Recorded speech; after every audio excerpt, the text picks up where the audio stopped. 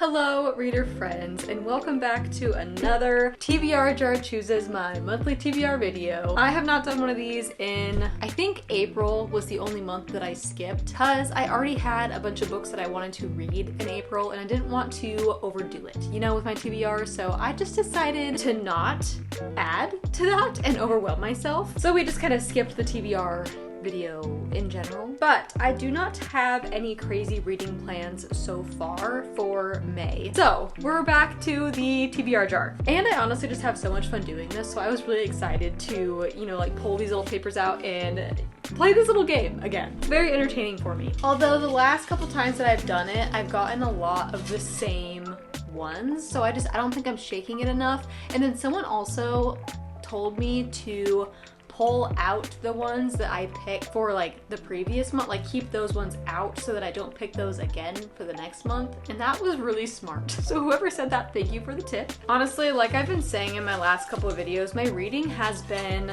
slowing down this year, and I think that's just because I was feeling very overwhelmed and I was putting a lot of pressure on myself to like read so many books in the month because of BookTube and because of being like a book content creator. So I've just been allowing myself to slow down more and enjoy the books at my own pace. And also I've been putting a lot of time into other hobbies, especially after my 30-day reset in March. I kind of got my priorities straight. And so like I'm giving more time to other things in my life. But I do still absolutely love getting lost in a good story, and I definitely miss doing that more often. So I'm also trying to get over the whole can't sit still thing, because lately that's been my issue, is that I want to read so many books, but I cannot like sit still. Like I want to keep walking around doing stuff. Like I feel like I have to keep doing tasks. So we're working on that. But audiobooks have definitely been great for this weird season that I'm in of not being able to just like chill. So I just took all of my prompts out, and I think I'm just going to mix them up on the ground. I'll pick 7 for this TBR, but I don't know if I'll get to 7 books, but I want to have options, because I've been in a big like reading mood lately as well. So I'll pick 7 prompts. That way I have a good selection. Okay, I'm mixing them up. I'm not looking. And the first one is a book someone recommended to me. I feel like so many. Oh, I know what I'm gonna do. Somebody recommended this to me literally like a year and a half ago, but it's been one that I've been wanting to read for a very long time, so I kind of just want to pick that one. But that one is Kings of the Wild by Nicholas Ames. This one is about a bunch of pretty much retired mercenaries that one of their daughters gets like kidnapped or something, so they're getting the whole band of boys back together to go on like one last mission, and it just sounds so funny. And I've been in a very like adventurous mood, so I feel like this will definitely quench my adventure thirst. Yay, I'm excited for that one. The person who recommended this to me was actually a coworker of mine at my old job, so this was literally like a year and a half ago. I'm excited because I've been wanting to read it for a long time. So the next one is an orange book. Oh, I was hoping that I got this one. I know exactly what I'm gonna do. So I just got 2 new books for my birthday the other week, and one of them is an orange book, and it's one that I'm so excited for. And that one is Nosy Neighbors. It is a newer release. So this one's about an older lady, a 77-year-old Dorothy Darling. She's lived in Shelley House longer than any of the other residents, and if you take their word for it, she's as cantankerous and meddlesome as they come, but Dorothy has her reasons for spying, and none of them require justifying herself to Cat Bennett. 25-year-old Cat has never known a place where she felt truly at home, and crumbling Shelley House is no different.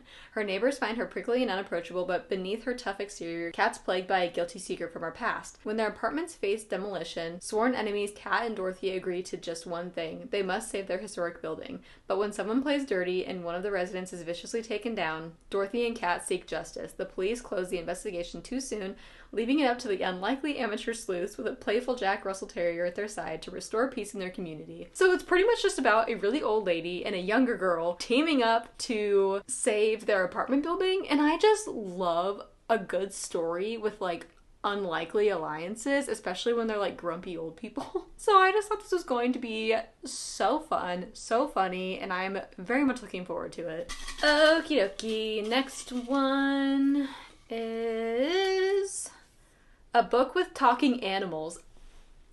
This is my favorite prompt. Okay, but I don't know what books I have that have talking animals.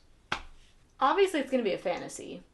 The only one that I can think of right now is this one, and that is Ashley Poston's Among the Beasts and Briars. Ashley Poston has become a very much loved romance author in the last few years, but this is one of her like first books she wrote. I don't know when exactly it was written. This book is about a girl, Saris. I always butcher this. I think it's Saris, but she lives safe in the kingdom of Aloria. And as Aloria prospered, the woods grew dark, cursed, and forbidden. There's a new queen that's crowned, and things long hidden in the woods descend on the kingdom. So she pretty much has to go on a quest to like save her kingdom. But her companion is a small fox from the royal garden. So I think he talks, but I could be wrong. Honestly, I don't know for sure if the fox actually talks, but I guess we'll find out. Okay, my next prompt is a debut novel. Let me look at Goodreads. I think the other one that I just got for my birthday is also a debut novel, but I could be wrong. Yeah, okay, I think that this one's a debut novel, and that one is The Excitements. This one is also a book about old ladies. I'm pretty sure they're old, like, spies or assassins or something. I don't know, but they have, like, their secrets, and they're kind of just, like, badass old ladies. They are Britain's most beloved World War II veterans. Now in their late 90s, Josephine and Penny are in a huge demand, popping up at commemorative events and history festivals all over the country. Despite their age, they're still in great form, perfectly put together, and always in search of their next excitement. This time it's a trip to Paris to receive the Légion d'honneur for their part in the liberation of France. And they're accompanied by their devoted great-nephew Archie. Archie has always been given to understand that his great-aunts had relatively minor roles in the Women's Royal Naval Service and the First Aid Nursing Yeomanry. That's only half the story. Both sisters are hiding far more than the usual official secrets. There's a reason sweet Auntie Penny can dispatch a would-be mugger with an umbrella. This trip to Paris is not what it seems either. Scandal and crime have always quietly trailed the Williamson sisters, even in the decades after the war. Now armed with new information about an old adversary, these much decorated, but admittedly ancient veterans intend to settle scores, avenge lost friends, and pull off one last daring heist before the curtain finally comes down on their illustrious careers. So I think they were heists? I don't know. But I love a good story about old ladies that are up to no good. Okay, I've got 2 more prompts left to pick. And the next one is a book with a TV movie adaptation. What? I think I'm gonna do yes. Okay.